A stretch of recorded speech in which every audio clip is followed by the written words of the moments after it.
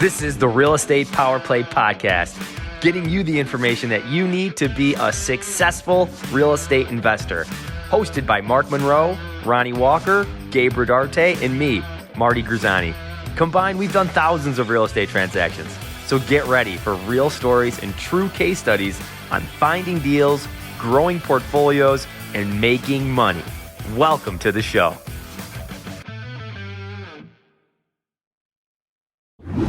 We are live. So I think we're live. I was having a technical issue here. So welcome to Real Estate Power Play. I am Mark Monroe. We have Marty and we have Ronnie Walker on today. Today's an exciting topic. We're going to be nailing Ronnie up with a lot of questions on Wholesaling 101. And first of all, if you're listening to one of us on one of the podcasts, please subscribe, like. We're also over on YouTube, Facebook group. Please bring your questions today, and we'll go from there. Marty, how you doing today? I'm good, boys. I'm doing good. Yeah, we're still trying to get to spring here in Rochester, but the sun is now coming up a little earlier, staying out a little later, and yeah, it's going well. It's going well. So we had our first bonfire last night. We got to go out, bro. We had it. Boom, first one of the season. Lovely, love it. Very nice. Absolutely. Mark, how you doing over there in Florida, bro? I'm actually in Palm Desert right now. I flew back out on Sunday, so back out here. I had landed at the airport. Was driving over and we stopped and had an In-N-Out burger. Nice. And you're going on a big trip next week, right? Actually, yeah, I'm leaving Friday. Going down to Tahiti. So look at that. This guy's going to Tahiti, boys. Wow. We're gonna have to get some pictures of out there. So you guys watching, definitely look at what Mark's doing. If you get into creative finance, which we're not talking about today, but you'll be able to take trips like Mark, the big boy. That's right. So how many people did you have at your bonfire there, Ronnie? It was my family and my brother's family. So we didn't have a huge gathering. Just it was probably like 10 of us. Oh, nice. So is your brother completely moved down now? Not completely. We actually fly up April 3rd to Alaska, and then we're actually driving back from there. So we're going up in 2 weeks, about 2 weeks, a little over 2 weeks, and then we'll come down. But he's actually finishing up his first project with us on Courtney, and that's going to go live on the MLS this coming Monday, which is awesome. Congrats. And then before that one, we're actually closing on another one on Friday, and then he's going to wrap that up in the 2 weeks.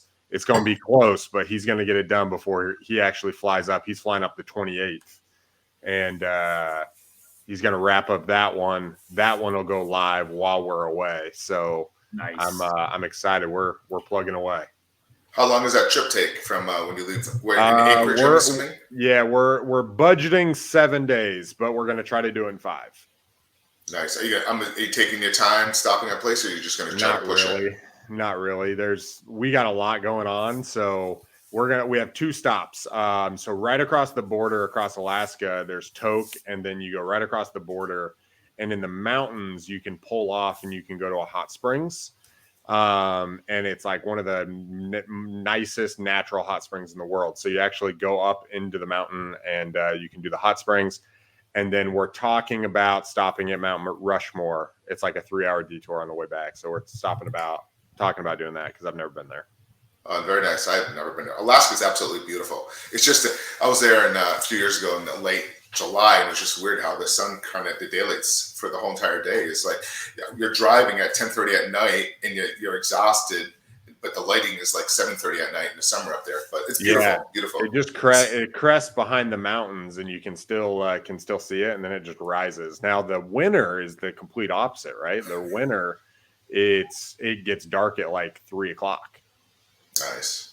So, well, we're excited. Let's dive into this Wholesaling 101. And all of us has done wholesaling, but Ronnie, this is your main gig. This is what your main business model is, just strictly on wholesaling. And I know Marty does a little bit, but let's jump into it. Ronnie, why don't you, first of all, for people that are new, what is wholesaling? Yeah, so wholesaling in its essence is being able to find discounted properties in the marketplace and then turn around and sell them to a cash buyer, right? There's different ways you can do that. You can either assign them from having it under contract and then assigning that contract, or you can actually close on it and turn around and close with a cash buyer. But the essence of it is finding discounted homes in your marketplace and selling them to other investors who are going to invest in the properties. Exciting, exciting. So, Marty, I'm sure you have a question there for Ronnie. Why don't you go ahead and go shoot? Yeah, no, I think one of the big questions that I get, and I'm sure Ronnie gets and Mark gets, is, what are the first steps? Yeah. So you hear about it, people get excited, but Ronnie, what are some of the first steps here? Absolutely. So, and just to kind of give some context too, so I started wholesaling back in 2013. I was actually a private client banker at JP Morgan Chase. And I heard about this thing called wholesaling. Actually, one of my clients at Chase, he made a $3 million deposit. And he always answered my phone. So I called him up. I was like, hey, man, like, what do you do? Like, I want to know what you do because I want to make that kind of money because I'm not making that here. And he's like, I just flipped an apartment complex. And that's what the deposit was. And so we actually went out to lunch and he walked me through and he told me to join this group called Lifestyles Unlimited and in Dallas, Texas. And so Lifestyles is not a wholesaling teacher. Actually, they've transitioned their business model a lot now. But back then, they used to teach every different strategy. They mainly were rental focused or commercial. And but they had a class on wholesaling that had this, and I didn't know anything about wholesale. I didn't even know what it was, right? And so I'm looking up Lifestyles. I'm watching some of their trainings online, and the guy mentions, "Hey, I didn't want to invest in this property. I didn't want to hold it as a rental." And the guy had 3 of them, so I was like, "Hey, why don't I just call my buddies and see if they'll buy them?" And he's like, "I went in front of a stage." And I called my buddies, and in 3 hours, I made $18,000. And I was like, whoa, what? Hold on, back up, rewind, right? And I was like, in 3 hours, I made 18 grand doing what? And so I actually emailed the guy, and he got back to me. He actually emailed me back, and he was the vice president of Lifestyles. He emailed me back. He's like, yeah, this is what it is. This is what you want to look into. And we had like an email exchange, 5 or 6 emails.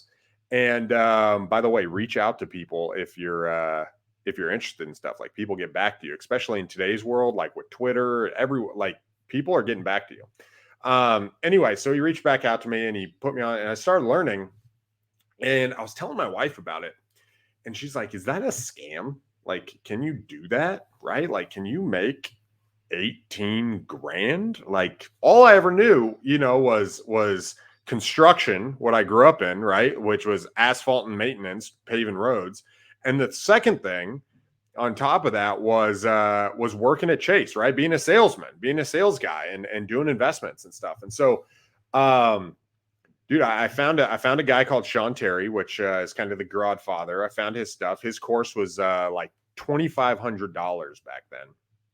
And I had a good savings, but like $2,500 was like a massive amount to me back then.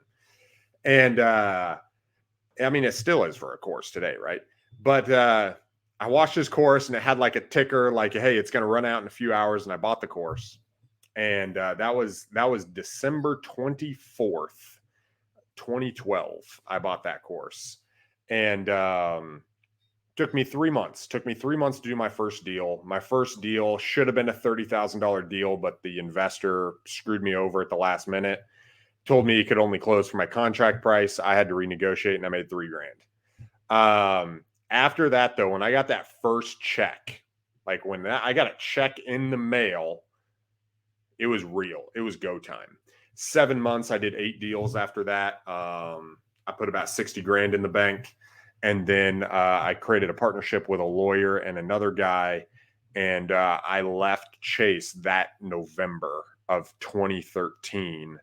The next year of what I did, we did wholesaling and owner financing. We did right under 130 homes in the next year and a half. And then I split off from that partnership and I started my own company. And then basically since then, we didn't do less than about 50 deals a year over that. And that was rehabs, wholesaling, flips. And so since 2013 to today, 9 years now, I've been doing this, almost 10, depending on if you count some of my initial time. I've done a little over 500 deals. About 75% of them have been wholesale transactions. And so that kind of brings me up to speed. So as far as the first step, Marty, and sorry for that long introduction there. But as far as a first step, I like to tell people when you're getting into wholesaling, there's 3 things that you really need to focus on. Okay. You need to know what you're doing, right? So you need to go out there and you need to learn what it's about. You need to gain the knowledge. Okay. The next thing you do is wholesaling is all about network. Okay. It's all about connecting with people, so you want to start connecting with service providers, title companies, cash buyers, real estate agents. You want to start connecting. And then the final step, which is the absolute most important, which is where I want to start here, is you need to get leads. And getting leads comes from marketing. Okay. And there's different types of marketing that can be done, right? There's cold calling, there's direct mail, there's SMS, there's driving for dollars, there's bandit signs, there's pay-per-click.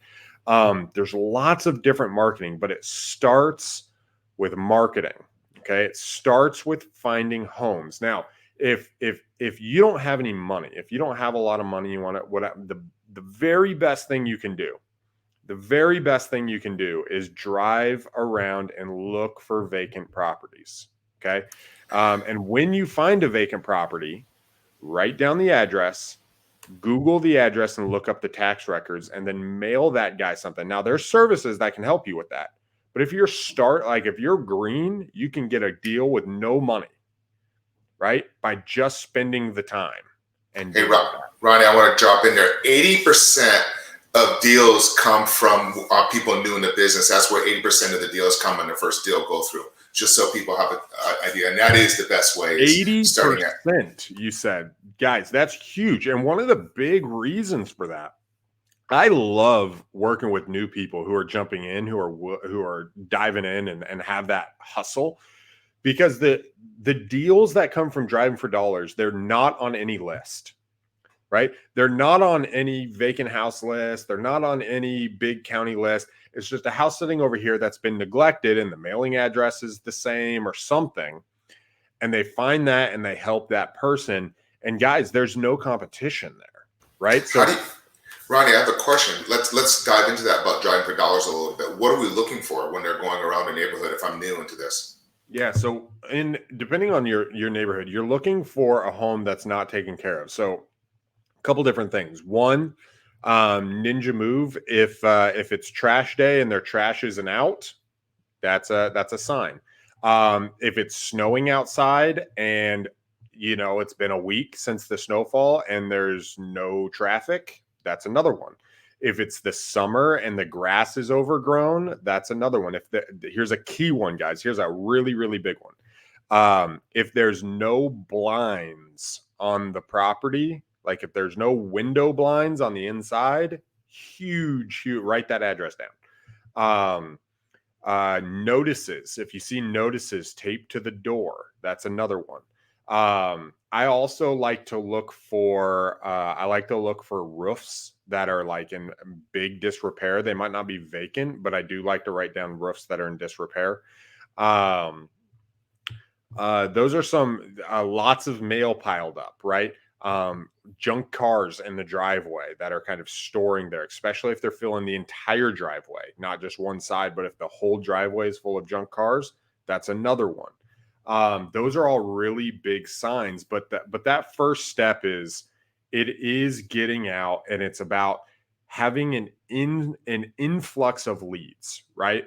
If you can't drive for dollars, if you don't have the time, the next thing that I would recommend, if you have a little bit of money, is to do direct mail. That's what I did when I got started back in 2012. When I did my first deal, I literally just ordered a whole bunch of postcards. And when I ordered the postcards, I sent them out and I had people calling me. Now I do cold calling, I do texting, I do direct mail. I do all three. Okay. All three of them are amazing. And you want to build up to that. But before you do, you want to pick one if you're going to do outgoing messaging. But as you're getting started, guys, if you don't have any money, do the driving for dollars, or do a combination, right? Order direct mail and then go drive before you get calls. But once you get leads, you'll start being able to talk to people, right? You'll hear what people have to say. You'll be able to go, that is step number one. That is the key to this business. If you don't have leads, if you don't have people to talk to, you don't have a hobby and you don't have a business. I know Marty does some wholesaling too. Marty, what do you do for your lead gen for getting wholesale deals in? Yeah, so started with driving for dollars, really. And that's how you kind of learn the business. That's how you learn how to, grind, is during those moments of watch, like Ronnie said, learning through YouTube and then going to drive for dollars. I think that's like the first steps. And the one last thing I would say is, like, if you're looking at a property and it looks like the roofs are a big sign, depending on the quality of the roof, if there might be a deal there. So just keep that in mind too. How we find deals now is we're a little bit more automated at this point. So, we really depend on our online services, which may be a little bit down the road for some people, but like a prop stream. We also use List Source. That's how we pull our lists. And then from there, we are able to organize those lists through like an REI sift. That's where we're skip tracing. That's not day one stuff for people, but those are for people who do have maybe more of maybe the money side and not so much the time side. That's what you're going to want to do. You're going to want to look into a prop stream, pull the list, skip trace it with another skip trace company like a REI skip or an REI sift. And then we're immediately going into cold calling and then also text blasting those out. Yeah, absolutely. But no, Ronnie, I really, those were some super juicy nuggets that I never even heard the one about the when you're driving and if they haven't maybe, plowed recently. It's so good because you think about us upstate New York. What a great tip, man. Great. Right. Well, and if you can find the trash routes and you figure that out and you drive down, everybody who doesn't have their trash can out, now you're going to get some people who just forgot, right? Like I forget my trash every now and again. But for the most part, if you can get the houses that don't put out their trash, that's an immediate sign nobody's there. Yeah. Right. Like nobody's there. And it's a killer tip. I got that at a mastermind, by the way. Love it. I actually use trash men as bird dogs. So they're actually out on the routes and they actually know them. So they actually feed me deals as well. So that's another good nugget. So, but Ronnie, why would a seller sell like on a wholesaling model? Why would somebody even want to do that? Yeah, so we fit as wholesalers, and this can kind of be a sticky topic, especially if you start, you're new and you're getting started and you start talking to agents. And actually, I have I got a buddy of mine that was with me and kind of learned the wholesaling and went off and became an agent.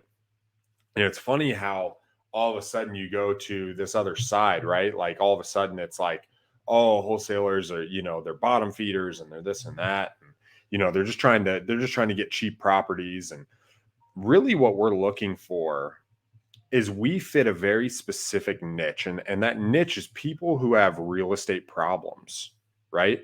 People who have big problems.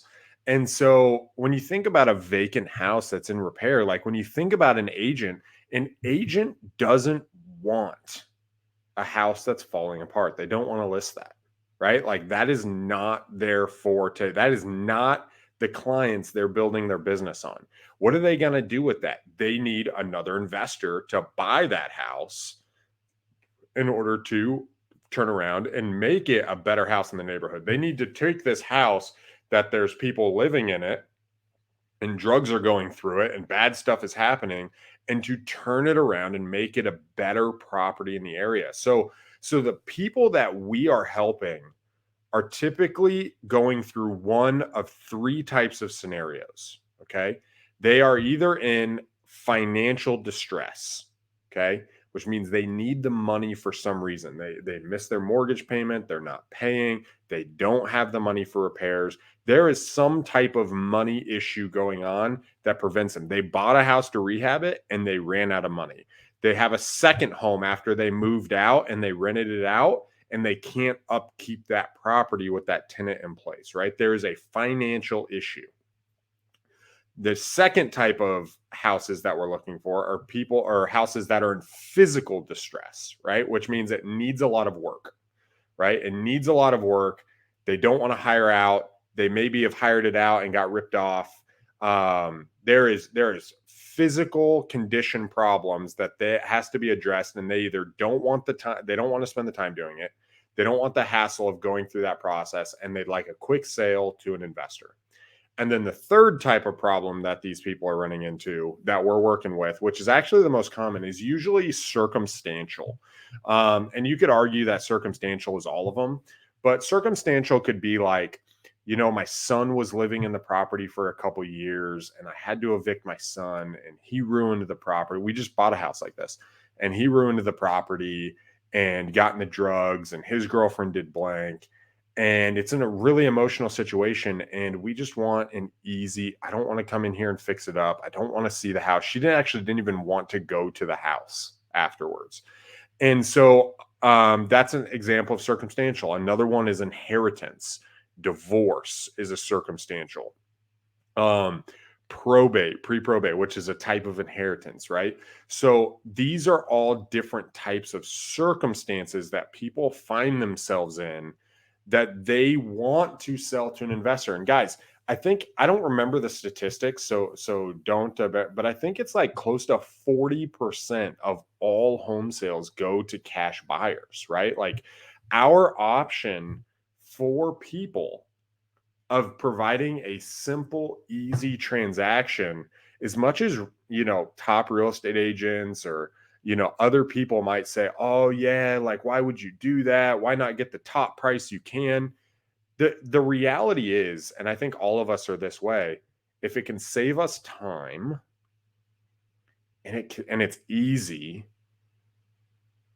we want that, right? Even if, think of trading in your car, you can get more money if you sell it yourself. And yet every single time you buy a new car, you trade it in.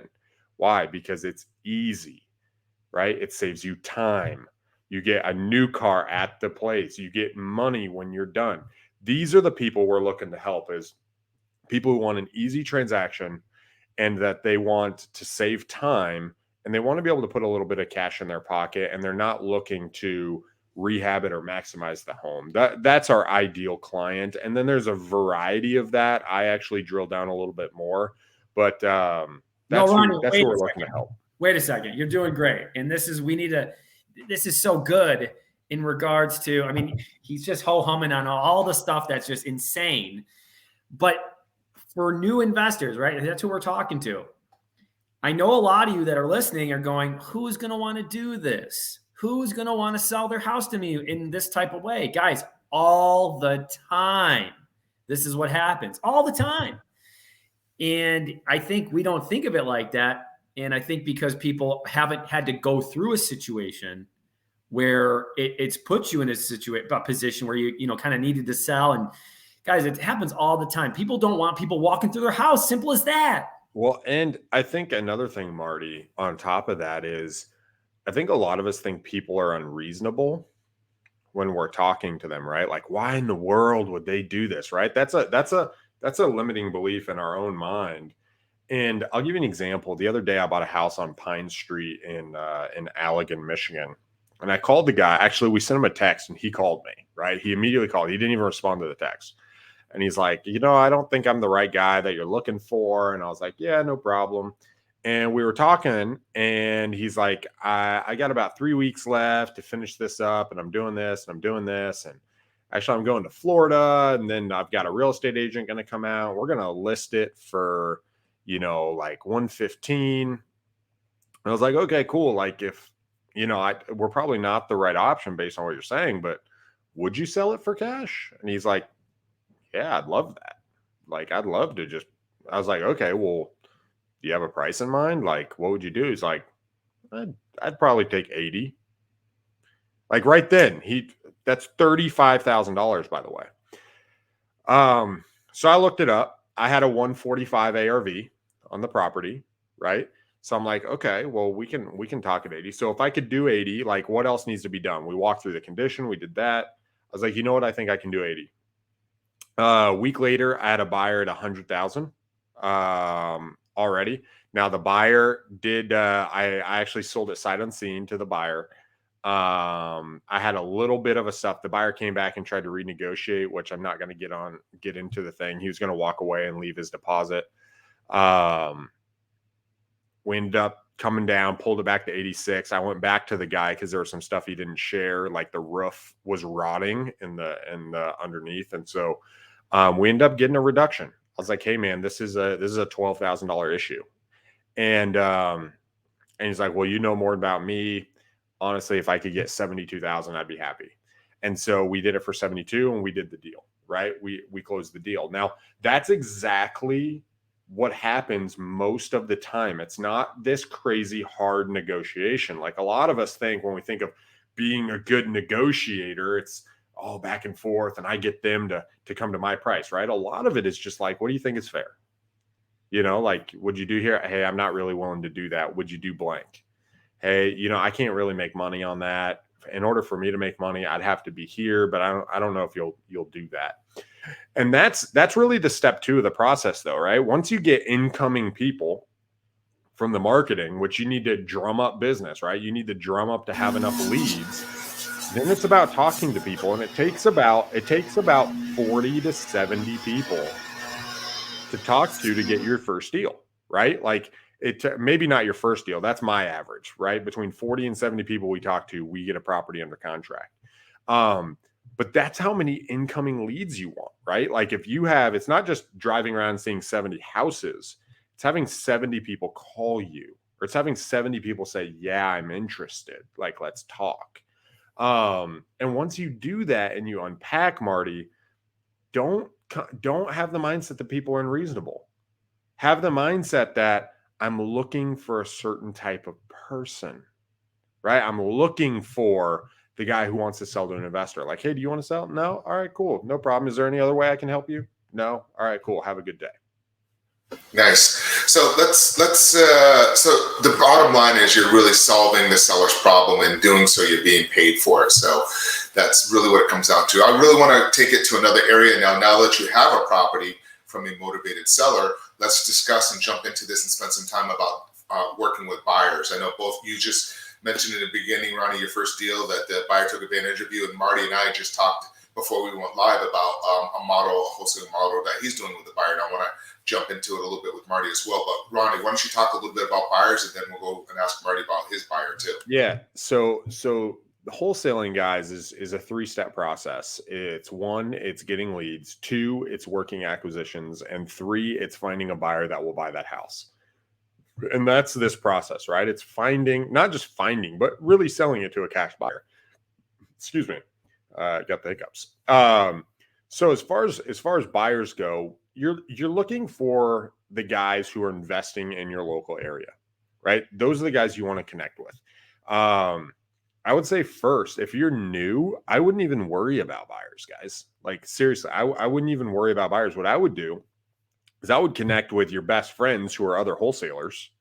I'd connect, figure out what they're doing, and be like, hey, if I get a property, can we work out a deal where you sell it for me, right? And in today's world, people aren't, like you could do a 50-50 split. You could work out something else. Other people do different splits, right? Some people do it for a few $1,000s. Some people want $5,000, right? Like it just depends on what they want. So just call them up and be like, hey, if I get a deal, like what are buyers buying today? And then ask them, like, what are they buying at? Because I can tell you right now, guys, buyers are buying properties at different numbers in Grand Rapids, Michigan than they are in Dallas, Texas. Okay. I got 2 deals in Dallas, Texas, and I've got 5, 7 in the Grand Rapids area going right now.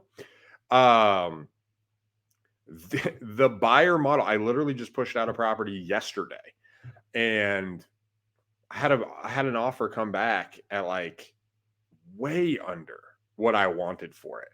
And it doesn't, like, I'm just like, you know what? I'm going to flip it myself, right? If I flip it, I'm going to make 60 grand. I just got 5 projects going right now. You know what I'm saying? So it's like, I'm not going to take, a smaller amount when I know there's money there, but that's the difference. Like in DFW, there's a lot more competition. And so people are willing to buy at 85, 90 cents on the dollar. And there's also hedge funds and stuff that you can work with and sell to. So tip number 1, connect with other wholesalers and use them to sell your property initially. Also, pro tip, as soon as you try to get out from other wholesalers, you will be guilted. Okay. Pro tip here. I've done this. I've done this at least 5 times. Okay. As soon as you try to sell properties on your own, that other wholesaler is going to feel threatened. Why don't you just use me, man? Oh yeah, do this. Don't call my people, blah, blah, blah. Are you trying to go behind my back? All that stuff, right? When you do your business, it always happens. But just let them know. Just be like, hey man, I want to work together. I'm trying to build my business as well. Let's figure out a way to work together. But it's okay to use them and then go out and find your own buyers and then work with those buyers and build a relationship, right? And work together. So that would be my my thing. Marty, what about your side on buyers, bro? I know you're a buyer. Yeah, and that's what makes it pretty simple. Is I'm a buyer and I know who the other buyers are because they're my peers in my community. So, where do you find buyers? Like Ronnie said in the beginning, a lot of it's through networking. A lot of it's going to be through going to those association, like those real estate investor association meetings. It's putting yourself out there. It's texting people in your phone. Hey, do you know anybody that's in real estate that is, a flipper or that is someone who's buying rentals, and asking people, right? You got to really rely on people in this beginning stage because they're going to help you, so they're going to want to see that if you're someone who's, hungry and really pushing, people like that. And they want to help people who are really trying. They really want to see that if you are trying, people are going to point you in the right direction. I really believe that. People want to help people who want to help themselves. So yeah, I think a key way to do that though is really starting to put yourself out there, putting it on Facebook. There's a lot of wholesalers right now, a lot of investors who don't even put stuff on social media. And that's up to them. They want to keep that private. That's fine. But if you really want it, that's what it's for. It's to market. It's to tell people what you're doing. So if you're going to tell people about your dog, you might as well tell them that you're an investor. A lot of people don't think that they're ready for that. They don't think that they, deserve that. Guys, if you're thinking about investing and you're reading about it and you're learning about it, you're an investor. You're investing your time into learning. So put it out there and let people know. And I bet you someone's going to say or reach out and say, hey, not me, but Marty, he's always posting videos and doing all this crazy stuff. You guys should probably connect. And boom, you've just found a buyer. So that's how I would start. I think that's great. Now, Ronnie, I want to ask this question too. I think you even mentioned this one time because I was looking for a buyer virtual in another area, and you gave a huge, power move, if you will, about jumping onto PropStream and looking for buyers or cash buyers that way. Why don't you talk a little bit about that? Yeah, so you can find cash buyers on PropStream. The tip that I mentioned, so if you actually go to Propelio, if you pull up Propelio, you can actually see buyers that have bought multiple times, and you can see the price points in which they bought. So if you go to Propelio.com, you get a subscription there. I don't remember how much it is. I think it's like $89 a month. It pulls cash buyers all over the nation. And you can pull their information, and you can see people who bought more properties than just one property in the area. And you can try to reach out to them that way and skip trace them. A better solution that, now I haven't actually purchased this yet, but I know some guys who have, and they say it's awesome and highly recommended, is, investorlift.com. So if you go to InvestorLift, it's like $6,000. So it's a pretty penny if you want to do it. But if you sell it to one buyer, it's there. But they actually go through all of the public sale data all over the country, and they see who all the actual buyers were on the public records. And then they cross-reference that and find out who the top purchasers are, and create a list per city. I believe it's either per city or per county, and they will list that, and then they actually skip trace. I think the way it works is if it's been skip traced before, they will put that person's personal cell phone number in there. And so it's supposed to be a really, really good service where it comes in. I've thought about getting it, but my market's fairly small, and we already plug away. But the more that I'm scaling out, I'm thinking about getting that service. But if you're in a bigger area like Dallas, like New York, like Florida, would highly recommend it, especially if you're new. If you can drop $5,000, $6,000, you can do that, and that's you can immediately jump into the cash buyers. And now it's just about your ability to create a relationship, your ability to talk to these people and really find out what do they want, so you can tee up the property to what they want. And that's really what it looks like is, hey, do you believe this property can make money? Okay, cool. Here's a property. Nice. The other place that I'd highly recommend now that we're getting past the pandemic is your local meetup. Go to your local meetup groups, and in there you'll actually start meeting cash buyers. That's a great place. And if you're not sure where to find a local meetup group in the area, you can go to meetup.com or meetup app. And also I'd recommend biggerpockets.com. They have a whole section there for your local meetup. So I highly recommend that. And in local meetups, the other thing is when you're there, they want to connect with wholesalers, right? And they want to connect with new wholesalers. And here's the thing, as a new wholesaler connecting with a buyer, not only will they do what they can to help you get the deal done, but for them, they see it as, oh, I'm gonna be able to help this guy get into the business so he can feed me properties, right? And the way that buyers are looking at it is, I might get 1 to 3 properties from this guy. That's how a buyer thinks, right? If you can outpace that and outperform that, all the better. But just know they're hoping from a new person, from a new wholesaler getting into the business, they're thinking, hey, I'm going to get 1 to 3 properties out of this wholesaler that are going to be deals that are going to be home runs for me. And most flippers are trying to do, if they're doing this full time, they're trying to do 15 to 35 deals a year. And just 30 deals a year at a $30,000 profit for them is $900,000. Okay. So when you're thinking about where their brain is at, that's what they're trying to accomplish. Hey, if I can do 30 deals, I can build 10 relationships with 10 new wholesalers this year. I'm going to get 1 to 3 properties from them. I'm going to get between 10 and 30 properties from new wholesalers with a profit of around $30,000. They make almost $1 million, and you get to help them do that. Very nice. I want to ask both of you guys this next question. We'll start with Marty, and then we'll go to Ronnie. So for somebody new in this business, it seems like some of these investors take advantage of wholesalers for the first deal, just like what you did happened to you, Ronnie. But Marty, how do you prevent that? Like if you're new at this and you have a wholesale deal, you have a great deal, and you bring it to an investor, like what's the best way of somebody to kind of protect it so they don't end up in that same situation?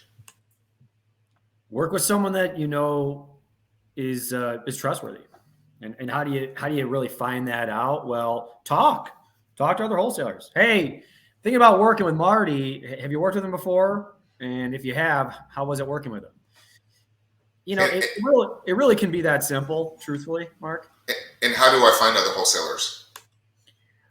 Yeah, I think, again, and this might be because it just seems like common sense, but you're going to see people like on different social media groups that are they'll continuously they're the ones that are continuously posting deals. So those are the guys that if you're a wholesaler and you're brand new and you see people that are continuously posting deals or someone who's continuously flipping houses, reach out to those guys or girls and say, hey, I'm brand new. I am wholesaling. I'm looking for, a buyer who I can send these deals to. Who do you suggest working with? And again, if you're reaching out to another wholesaler, they're may keep that from you. They may want to hold their buyers tight. Again, that's where Ronnie said, hey, you might want to just JV with somebody who's already doing a lot of the deals to kind of, find that out, kind of work that through. But yeah, I mean, listen, if someone's out there and they're presenting themselves as a buyer and they're, posting the videos and they're branding themselves, geez, like you got a lot to lose on that guy. Like if like the last thing I would want to do is to do anything like that where it's going to hurt my, my image really, right? Because I'm trying to build this up. I'm trying to build this trust in this group that we have of the Upstate New York Real Estate Investor Group. Last thing I want to do is just try to, take $1,000 or $2,000 from somebody because, like it's not worth it for me. So kind of like, oh, that's a thought process that of a person who I'd want to work with, someone who it's just not worth it for them. They would want to lose their trust from people. So yeah, just try to find somebody that is doing it, talk to them. Guys, 90% of the time, people are going to tell you, hey, because mention the buyers, right? So if you find a wholesaler and you could say, I've seen Marty does a lot of flips, or I've seen, Ben and Chris. And how are those guys? Are those guys you'd work with? Oh, I wouldn't work with Chris, but I would work with Marty, or I'd work with Ben, right? So you kind of can get a feel for it right then and there. But anyways, that's something that might help people. I love that. Good stuff, man. Good stuff. I was going to ask, all right, as a newbie wholesaler, why don't you guys dive in a little bit and explain actually how they make money when you actually have a seller and a buyer? I think they call it, the assignment fee and like double closing. And then also we should bring to people's attention in some of these states that Ronnie's going to talk about assignment fees, that they're starting to push some regulations where you have to be a licensed real estate agent. So then you have to do what's called a double closing. And Ronnie, why don't you kind of give a little bit of overview of what that is? Yeah, I think we'll back up a little bit. So when you're pushing out this property as wholesaling, okay, you make your money. Your money is the difference between what your contract price is with the seller and what your contract sale price is with the buyer. That's the wholesaler's profit, right? So if you're able to put a property under contract with a seller for $60,000 and you're able to find a buyer for $74,000, you make $14,000. Okay, that's your profit. Now that's minus the marketing cost it took to get that deal. Okay, this is what a lot of people don't. This is what a lot of cash buyers don't think about. Okay, cash buyers have no marketing costs unless they're doing direct to seller. Okay, but you have a cost. And right now, depending on where you're at, it's between $1,400 and $5,000 to find a deal. Just FYI. In today's market, that's what it costs. If you're doing driving for dollars, it's less. But if you're doing direct mail and some other things, so that's how you're going to make your money. Now you can make your money where you turn around and sell it and buy it and put it on the MLS, right? Like that's a possibility. And you make more. You could turn around and sell it to a hedge fund if there's a hedge fund buying in your area. That's a way to make more. There you can skip the investor and you can go right to a retail buyer. This is how, when you hear people and you're looking and people say, hey, I made $30,000, I made $50,000, I made $102,000. It's either they did a really expensive house, so they did like a $700,000 property, right, that they wholesaled, or they did a commercial property, or they sold it to a hedge fund. And being able to work with wholesalers who work with hedge funds can get you into those prices and or finding those hedge funds. Now, one of the things that I want to emphasize what Marty said is find guys who are good guys. Like find dudes who are good guys. Like seriously, find the guys that you can connect with. And here is something. I don't want to step on any toes, but I'm going to.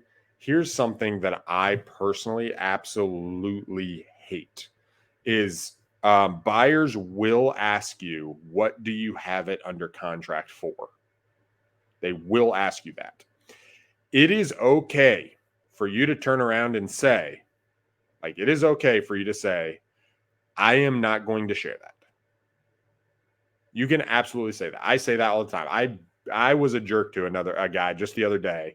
He offered me, I was like, what? And I was like, hey, I'm not looking for you to be generous towards me if my price is high. And I'm not looking for you to, maybe think, he's got it for 20 grand, whatever. Just let the numbers work for you. That is okay. If you do not feel comfortable and you don't want to negotiate that, which I am one of those people, it is okay for you to say, hey, I'm not going to share that. And you can do it really nice. Hey, I'm not going to share that. That's something I'm not really interested in. And they might get kind of taken back, but it's something to think about. Now, as far as Regulation, I'm not really going to get into that. I don't know enough about the regulation in different areas because I'm not going into a lot of the stuff. There's other stuff I'd recommend people research. I do know if you're in St. Louis and if you're in Chicago, you need to look at that and look at some options. Very nice. I know Marty's going to jump off here in a minute, so we're going to let Marty kind of say his last words here. Marty, go ahead. Well, I think part of the deal is you got to find buyers and you got to find sellers. I think a lot of people spend a lot of their time, guys, when you're new, trying to build a buyer's list, and then you're trying to create your website, and then you're trying to get your business cards, and that's just, it's not necessary, guys. It's just stuff that's going to keep you busy, and it stops you from really what you need to do, which is finding sellers that need to sell. So I would double down on your marketing because the buyers will come if you have a good deal. They just will. And you'll be able to sell stuff really easily once you find that deal. So I just see so many people that begin they begin with finding a buyer's list. They get the emails and they do nothing with them. I know how many times I've been put on buyer's lists and I've never heard from that person again. So I would, instead of wasting your time doing that, I would just focus on the sales part. The dispo, there is techniques to it.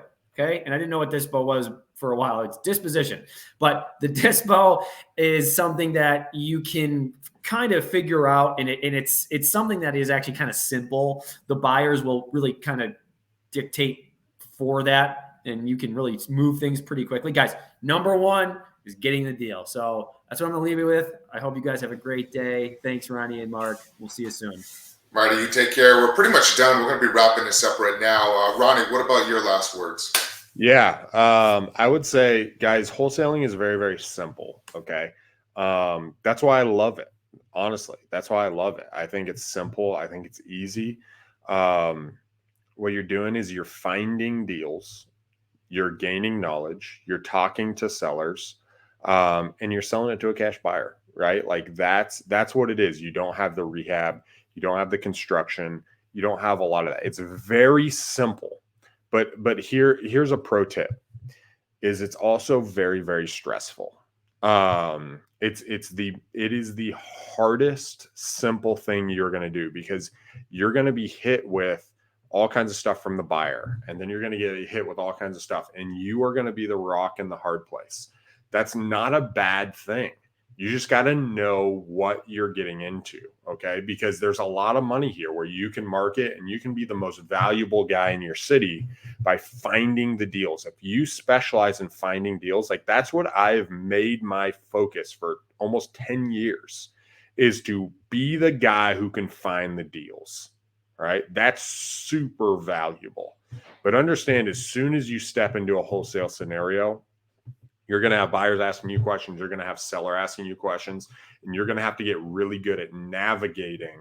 This guy wants blank. This person wants blank. This person doesn't want to do blank. This person wants it. And how can you work that together? And I was working with a wholesaler. I just bought a deal, right, that I'm flipping. And the wholesaler almost walked away from $40,000, right? I paid a $40,000 assignment fee. The wholesaler almost walked away from it because it was so stressful, right? It was like close, like blah, blah, blah, like this. It can be stressful, but it can be life-changing money. And it's very, very simple. Find the deal, talk to sellers, sell it to a buyer, and you guys can make life-changing money. No, I like wholesaling. I do I'd say about 15% of my deals are wholesaling deals, but my stuff I like to hold and do the passive income. But this is a great topic. If anybody has any questions, reach out to us through our Power Play pages, through YouTube, Facebook. If you have any more questions, you want to know more about wholesaling, you can definitely reach out to Ronnie. His bio is in one of the profiles on our YouTube page. Also, please subscribe to us on one of your favorite podcasts. And if any other questions, feel free to reach out. But this has been great. Thanks so much, Ronnie. I appreciate it. Awesome. Thank you, Mark. You guys have a good day. Take care, guys. This has been another episode of Real Estate Power Play. guiding real estate entrepreneurs to a brighter future. If you liked what you heard, consider subscribing wherever you listen to your podcast or follow us on YouTube at Real Estate Power Play.